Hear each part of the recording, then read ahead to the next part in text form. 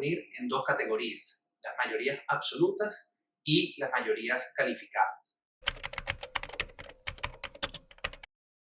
Bueno, una mayoría absoluta básicamente corresponde a la mitad más uno de los integrantes totales de estos órganos representativos. Pongamos el caso de una asamblea constituyente. Si son 100, serían 51 votos a favor que esa decisión debe tomar para que sea válida, para que se pueda adoptar.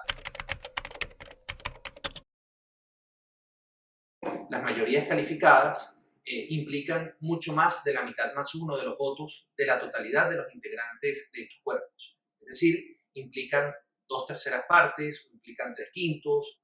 En las sociedades democráticas, congresos, parlamentos o asambleas constituyentes, algunas decisiones podrían entenderse legítimas si son tomadas por mayoría absoluta.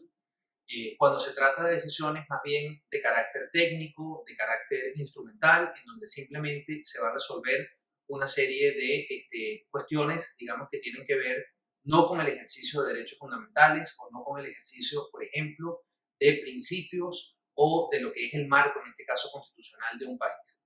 Entonces, las mayorías absolutas allí no tienen mayor problema porque son más bien eficientes para una toma de decisión relativamente rápida en los congresos o en una asamblea constituyente. Pero cuando se trata de decidir sobre el marco constitucional de un país y concretamente decidir cuáles van a ser los principios, las bases de la institucionalidad, los derechos, la organización del Estado, etc., allí lo recomendable no es tener una mayoría absoluta porque se corre el riesgo de que una porción de las distintas porciones termine imponiéndose al resto.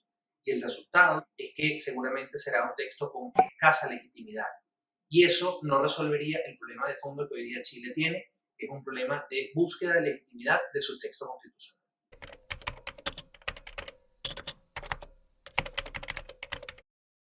El riesgo de que se dé a una porción de esa hipotética futura asamblea constituyente ese poder de decidir casi de manera unilateral, es decir, sin tener que negociar o consensuar con otros sectores representados en esa asamblea constituyente los contenidos del futuro posible texto constitucional, es que terminen imponiendo una sola visión de país, una sola visión de la Constitución al conjunto de la ciudadanía. Y eso podría, en un escenario, generar un rechazo en el plebiscito de consulta de ese texto constitucional.